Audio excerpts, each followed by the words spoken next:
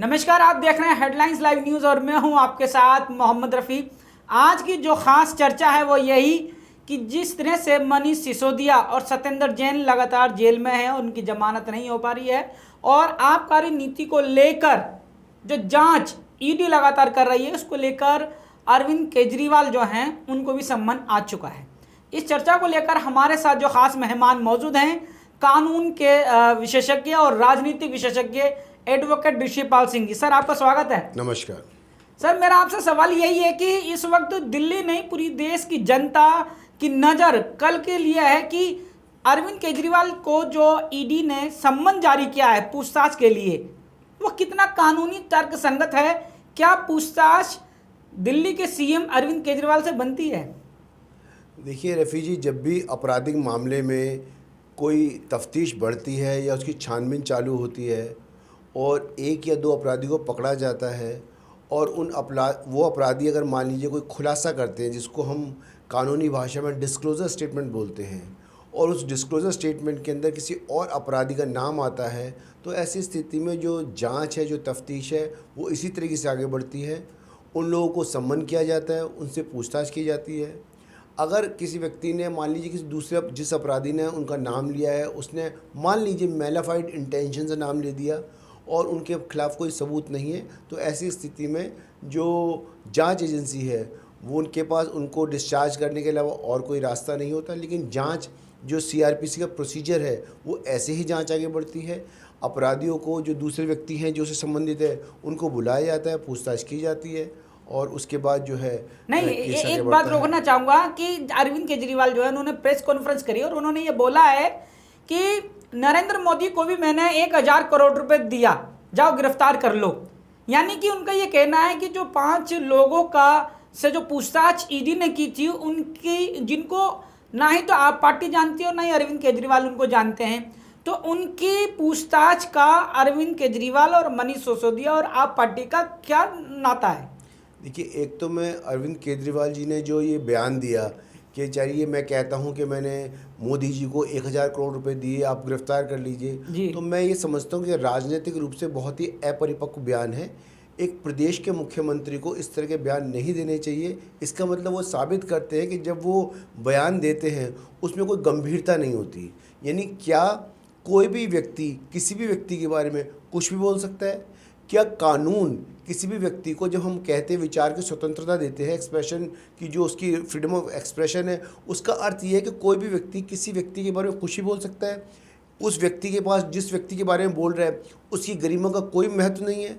तो ये इम्पॉर्टेंट है, ये इम्पॉर्टेंट है। जब मैं इसी बात को जोड़ता हूँ, जब मान लीजिए अखिलेश यादव जी ये कहते हैं कि जो यूपी के अंदर एनकाउंटर हुआ वो एनकाउंटर जो है फेक एनकाउंटर था, एक प्रदेश के पूर्व मुख्यमंत्री रहे हैं। अगर कोई व्यक्ति वो कहते हैं कि ये एनकाउंटर फेक एनकाउंटर था, इसका अर्थ ये हो कि उस एनकाउंटर में जो करीब 14 या 15 लोग उसमें इन्वॉल्व थे, वो सभी के सभी मर्डरर थे, यानी वो सभी के सभी कातिल माने जाएंगे। तो ऐसी स्थिति में अगर मान लीजिए कोई व्यक्ति किसी टीम का या ग्रुप के ऊपर ये इल्ज़ाम लगा रहा है कि वो फेक एनकाउंटर था और किसी व्यक्ति का मर्डर किया गया, तो अपने में गंभीर बात है। तो क्या हम ये कहें कि एक व्यक्ति ने ऐसे ही कह दिया? और उनसे पूछा जाना चाहिए कि आपके पास ऐसी कौन सी इनपुट्स हैं, ऐसी कौन सी खुफिया जानकारी है जिससे आपको ये पता लगता है कि ये जो एनकाउंटर है ये एनकाउंटर नकली था या फेक था। और अगर ऐसा है, आप साबित करते हैं, तो वाकई आपके लिए ये जिम्मेदारी भी है,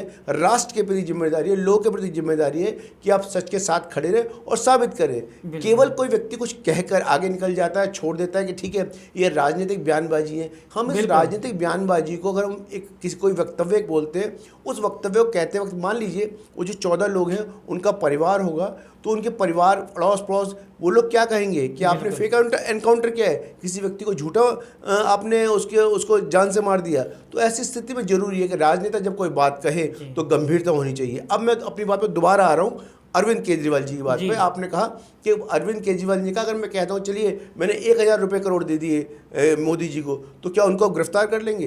तो क्या आप ऐसे ही पब्लिक डोमेन में आप ऐसे को शब्द बोल देंगे, आप अपने वक्तव्य को ऐसे ही दे देंगे? ये अपने आप में एक बहुत ही राजनीतिक अपरिपक्वता का दर्शाता है।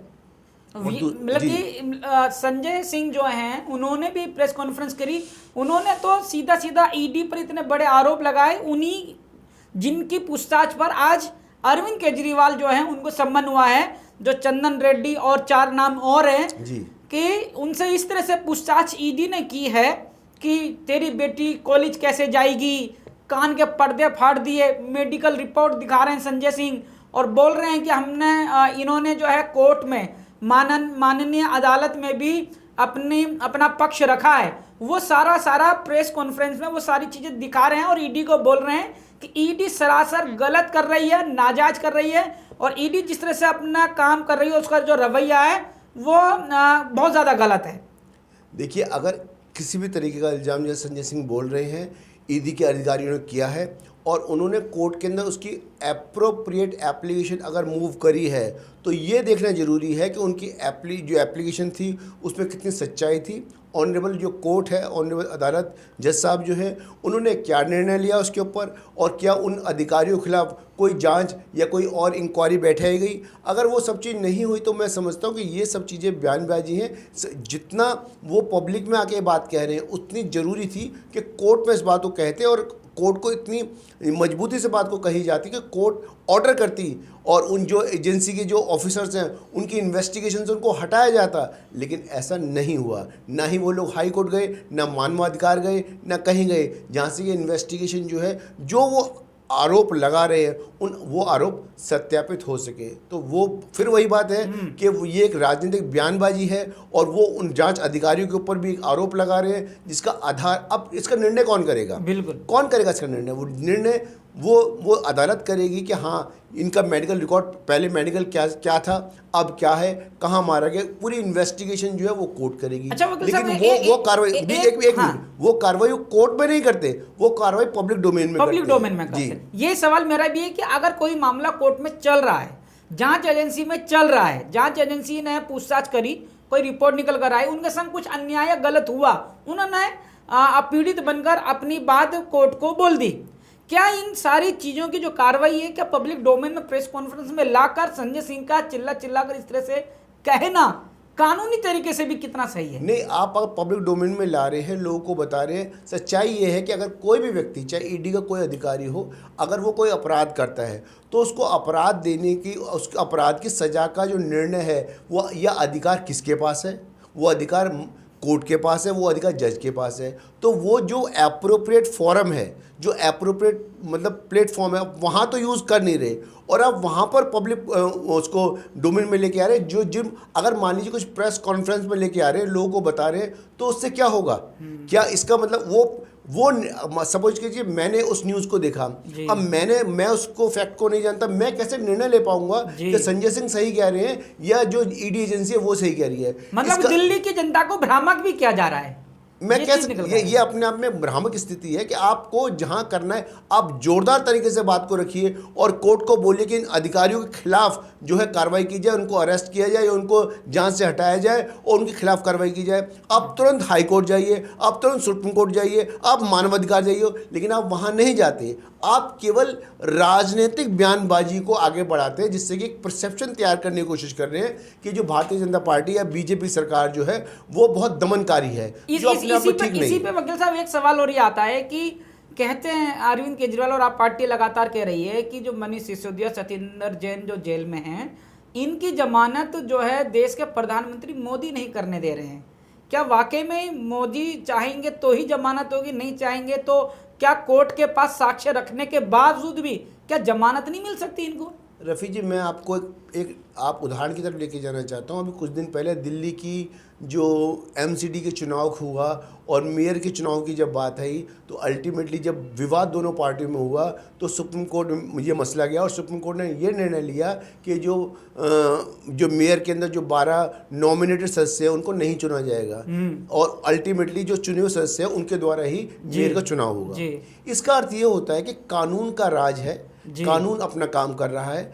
अगर मान लीजिए कोई जिला अदालत है या हाई कोर्ट है, अब वहाँ पे आप अपने सबूत, अगर किसी को बेल चाहिए या बेल नहीं चाहिए या उसका ऑब्जेक्शन है तो वो एविडेंस बोलेंगे। अगर कोई माननीय अदालत किसी निर्णय पे पहुंचती है बेल के अंदर, किसी की बेल खारिज करती है या किसी की बेल अलाउ करती है, तो ऐसी स्थिति में एक पूरी तरीके से एक ऐसा जजमेंट या ऑर्डर पास होता है जिसमें उसको पूरी रीजनिंग होती है कि ये बेल क्यों दी जा रही है या ये बेल क्यों डिसमिस की जा रही है। तो इम्पॉर्टेंट है, अगर आपको लगता है कि हाँ आपके खिलाफ कोई सबूत नहीं है तो मैं तो कह रहा हूँ बेल के लिए क्यों जा रहे हैं, आप सीधा उस केस की क्वेश्चन के लिए जाइए कि इस केस में तो कोई मेरे खिलाफ कोई सबूत ही नहीं है, ये तो केस ही नहीं बनता। आप क्वेश्चन में जाइए, आप हाई कोर्ट जाइए, क्वेश्चन कराइए, खत्म कराइए, आप सुप्रीम कोर्ट जाइए। लेकिन लोग, जो आम आदमी पार्टी है, वो ना हाई कोर्ट क्वेश्चन के लिए गई ना सुप्रीम कोर्ट गई, वो केवल यही बात है कि हमारी जमात नहीं हो पा रही है। जब आपका ये मत है कि हमारे खिलाफ कोई सबूत नहीं है